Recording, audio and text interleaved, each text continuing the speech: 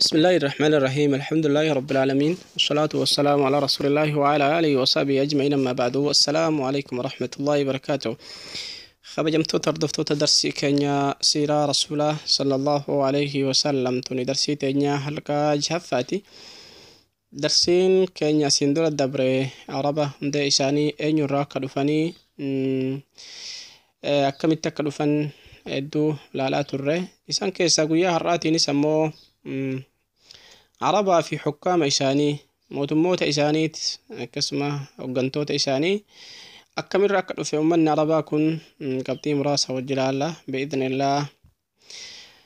إسان كيس عالمني كنين موتمان إساني در كإن ران إيقالي جلقبت موتما يمن إران إيقالي موتمني الرابع كما كنتوري ملوكن إساني أكما بيك متمت عربة كيستي موتموتا متوجوتا تجرى متوجة كانني موتموتا وليقلا في أكسم رؤوس قبائل تجرى كان قصوتا بلشاني في كان أمالين نانو تقطق بلشاني في كان قطوب يتي بلشان تجرى. إسان كإساماتون درا من أقدم الشعوب التي عرفت باليمن. الرجال قبة أمة عربة كإساماتون الآن بيمن كيستي كان موتما قبتشو الآن تكاهو موتما تهو الآن كان بيكمتي من العرب العاربة عربة عاربة دا عربني عاربة دا عربة هنقفاسا تنمتا ملي هودي في صالح الراتاته جنة الرادباني إسانا سنين قوم سبعيتي أمة سبعي كيستي كان موتمتي إيغلتي دا وقد عثر على ذكرهم في أفريات أور ب25 قرنا قبل الميلاد. موتمتي تنتن إرا مدت إرا إيغلتي تلوتا نبي عيسى تندره جرى ديدمي شنفة يعني ما يقارب وقا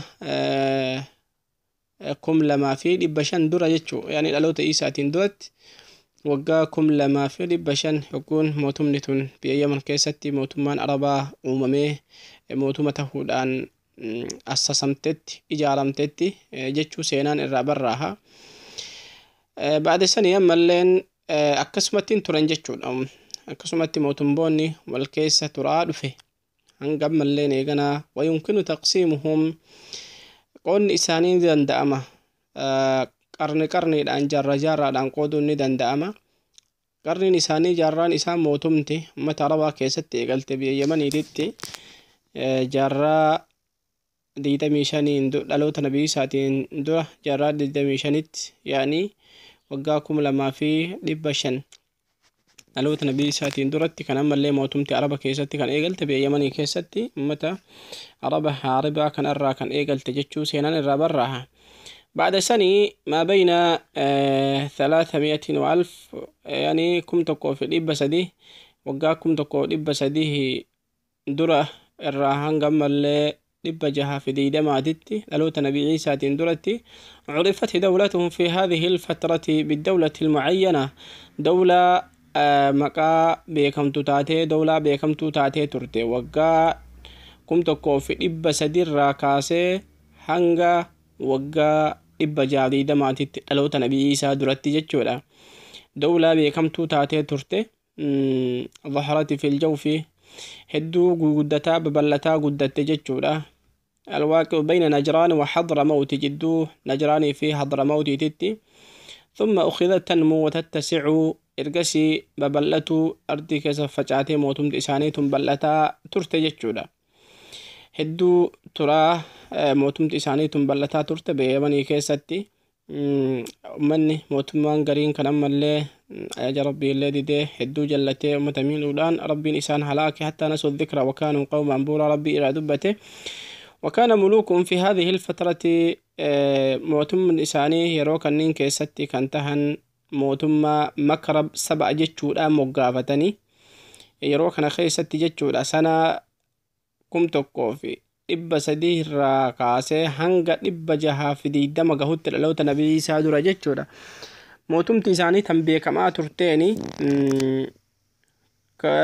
كرب 7 جتشودا أنبيه كما ترتي عاصمان إساني مقالان إساني قدتين يرو سنتي بيكمتو سروان جرمتي يعني عاصمان إساني مقالا وليقل بيتي لا تنبيكم تسروان جتشو الآن بيكمتي فقيني إسيدا مقالا سبئي تنبيكمتم إرى ما يقارب كيلو متر دبة كافي يرى فرطمي ويجتشو را دبتما ergasii mootumti tun mootummaan kun hanga mootummoota 22 hanga 26 kan gahan iddoo kana bulchaa turan hanga waggaa kanaatitti jechuudha waggaa 1300 fi 300 irraa kaasee hanga 600 fi 20titti dhaloota nabii isaa duratti ammoo 620 irraa kaasee hanga waggaa 115 gahutti dhaloota nabii isaa duratti عرفت دولتهم في هذه الفترة بدولة سبأ دولة سبأ جتشودان بيكمتي أمو أجرا كافتي مكان دران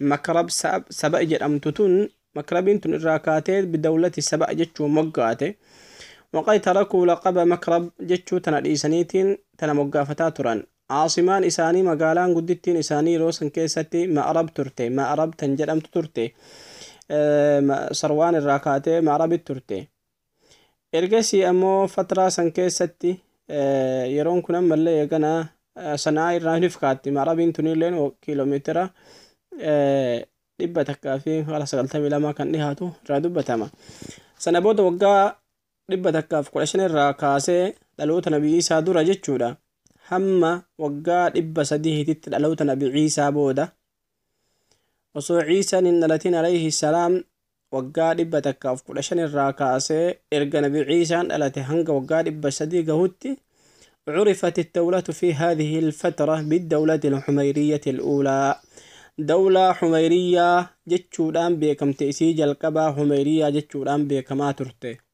وقا دلوت نبي عيسى دولة إبا تقو كرشن الراكاسي هنگا وقا إبا سديه قهوت دلوت نبي عيسى بودا دولة حميرة جتشودان تنجل قبا جتشودان بكم تي إسين تون قبيلة حميرة الراكا فمتي دولة حميرة جدمتي واستقلت بمملكة سبأ إسين تون موتم سبأ كيسة ترتي وعرف ملوكها ملوك سبأ موت سبأ جتشودان بكمتي وهؤلاء الملوك اتخذوا مدينة ريدان مقالا إساني قدتي ريدان تاسفة عدد موتمون قرنين تكون جاران كون رفيجون نفون مقالا وفي موتمون كموه كما ستلت تاسفتات رجتشورا بيمن كان كيسة موتمتي كن هندي كانتو رجتشورا وقو كان كيسة إسانان كنين أكنان يروسان كيسة عدد موتمون كن جيرما رفنين ركين دادا بيخيسة ومانو رفي حنق سلا موقع بسديه dhaloota nabii Iisaa dhalateen booda gahuutti illee rakkinni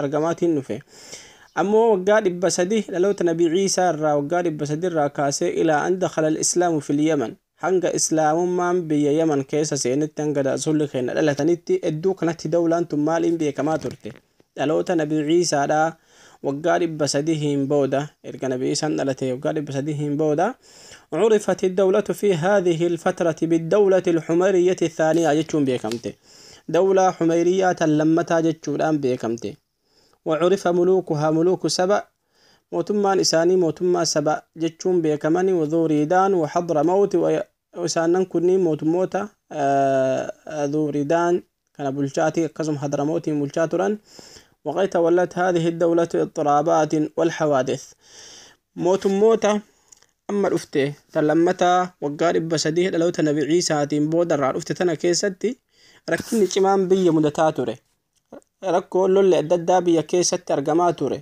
وتتابعت الانقلابات موتم ما فنقلشون أديم سفماتوري روسن كيست هدو أرجماتورتي يروسن كيست جتشورا بيمن كان كيستي سنة لبسدير راكاسيتشور لو تنبي عيسى الرا mootummoonni adda addaa biyyoota adda addaa irraa dhufanii mootummaa kana garagalchuudhaaf fonqolcha hedduu irra adeemsaa turan hattan yeroo san keessatti dhuftee mootummaa biyya Habashaa irraa biyya Itiyoophiyaa kenna biyya Habashaa kanarraa illee biyya Yemanii li awwali marratin sanaa 340tti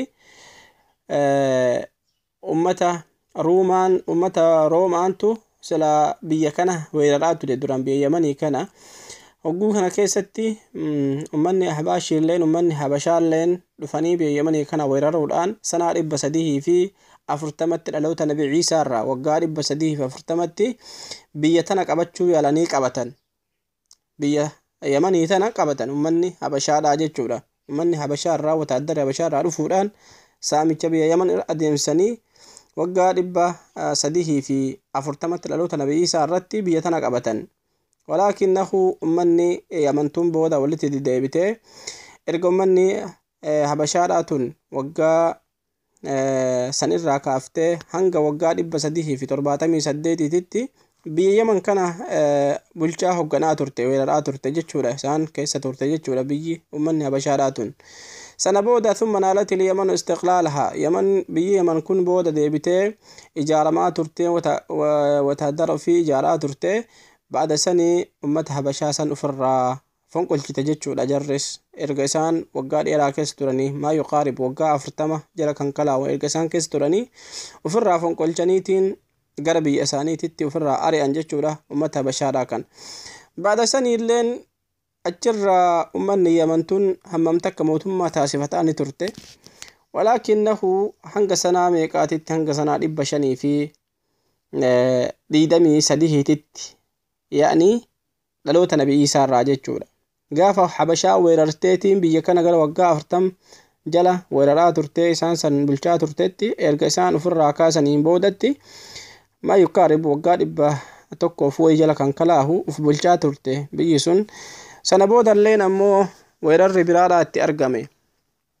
Sunis kan itti dhufe waggaa 523 irraa qaada dhuu nawaasi al-yahuud, namtichaan dhuu nawaasi al-yahuudii jedhamu tokko wataadara cimaa itti gadi roobse ummata masiihiyyoota warroota amantaa Ciisaa hordofan irratti amantaa isaanii akka gadi dhiisaniif hedduu isaan irratti roobsaa ture. Warroota amantaa Ciisaadhaa haqiiqiidhaa, ummata amantaa Ciisaadhaa kan qulqulluu kan ammallee karaarraa jallate osoo hin ta'in amantii Ciisaadhaa haqiiqii kan hordofan, kan nabii Ciisaan ittiin ergame san warroonni hordofan ni jiru. Isaan sanii weeraraa ture namtichaan dhuu nawaasi al-yahuudiin tokko. Isaan weeraruu saniin hedduu isaan illee amantii isaanii gadhiisuu didan. Walammaa abaw khadda lahum al-khuduud, hogguu isaan didanitti balee guddaa isaa qotee wa alqaahum fiihi niiraan, balee san fa alqaahum achi keessatti balee san keessatti ibidda guddaa qabsiisuudhaan ummata amantii masiihi Iisaa irraa deebi'uu didan san balee san keessatti isaan guuruudhaan isaan gubee isaan azabe. Akkuma rabbiin quraana keessatti qutila ashaabul ukhduud jedhee irraa dubbatetti abaaraman warroonni balee qotaniitiin mu'mintoota itti azabaa turan jedhee quraanni kennallee irraa akeekee jira. Kun dhaloota nabi rasuulaan duratti jechaadha. Tuni amma wanti kun dhaloota nabi Ciisaa irraa waggaa 523 irraa kan argame jechuu seenaan dubbata. Baada sanii ummata kan azabaaniin ture. Ergasii ammalleen rakkinni weerarri biyya yaman kana keessatti ummata arabaatiif biyya yaman kana keessatti deemurraa hin deemne. Baay'ee mokkoramaa turan yeroo kana keessatti jechuudha. Sanaa kana keessatti qarnii waggaa 500 kana keessatti yaani jaarraa 5 kana keessatti jechuudha dhaloota nabii Iisaa irraa. Hedduu ammalleen biyya adda addaa isii weeraraa turte. Roomaan illee deebitee biyya arabaa kana weeraraa turte. Ergasii ammoo boodallee biyyi injifattee biyya kana qabachuu dandeete. فقد حرضوا الأحباش وهيأ لهم أسطور البحر فنزلوا 70,000 جندي من الحبشة. يروما كان كيستي وقوتهم الإبشان كان كيستي أما اللي مرة لما تعالى بي حبشائر وتأدركم ترباتمه في واحتلوا اليمن مرة ثانية. مرة لما فعلا ديباني بيمن تنويرا وتأدر إثيوبيا بي حبشائر وتأدر كمني ترباتم رفيتين بي حبشا كان الراكئي يمني ويراريتين بقيادة أرياط إلان كان هقنمو أرياط كان جدأ منمتجا وتادر حبشا كان هقنو سنة لبه شني في دي دمي شنفا خيستي بي كان ويراري حركة ديفت بي كان إقاقة ديفت موتي تأي بي كان بلشاتوري وقوني بلشاتورت وتادرما أرياطي كان كيسا أبرها ابن الصباحة namtichuma isaanii kana mootummaa isaanii kan habashaadhaa kan isaan duraan masakaa ture kana ariyaadii kana fonqolche ni ajjeese. Wagguun kun 549 akka taarikni irraa kaa'utti. isa fonqolcheetiin ufii mootummaa tahe abrahaan kun jechuu abraha ibnu sabaa haakima ta'ee biyya yaman kana bulchaa ture. abrahaan kun mootummaan habashaa isa qarqaaruudhaan abrahaa kanallee qarqaaraa ture. achitti hadiyyaa guddaa ergaafii ture. abrahaan kun ergaa waahiluma isaa silaa ka wajjin habasharraa wataadara hogganaa dhufan ajjeesuudhaan ufii mootii tahee qabatee ture.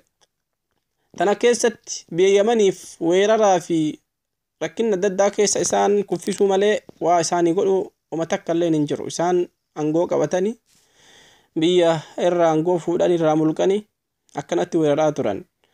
sana booda hanga ka'ee abrahaan kun kaabaa rabbii diiguudhaaf arba ufii qabatee kahee rabbiin salphise seenaa ashaabal fiilii ka rabbiin qur'aanatti nuu dubbate san abrahaa kan irraa kahe jechuudha. sanaan kun sanaa 500 fi yeroo san keessatti sanaa 550 kan gahe 550tti dhaloota nabii Iisaa irraa yeroon sun ammalleen eegana yeroon mootummaan inni qabate abrahaan kun ba'da sanii yeroo dhaloonni rasuulaa sallallahu alayhi wasallam gahutti waggaa 600ffaa keessatti yaani dhaqee kaabaa jiksuudhaaf wagguu dhaqetti rabbiin subhaanahu wa ta'aalaa wa arsala alayhim xayran abaabiilaka allaattii sana rabbiin itti ergee isa fashaleesse jechuudha. akkanaan biyya yamanii kun rakkina gurguddaa keessatti kufaa turte. biyya habashaatis akkanatti biyya yamanii weeraraa turte. weerara guddaa keessa baada sanii hoo akkam taate kan jennu seenaan tuni seeraan dheertuudha. har'aaf darsiin teenya tanuma taatii. wassalaamu alaykum warahmatullaahi wabarakaatuh.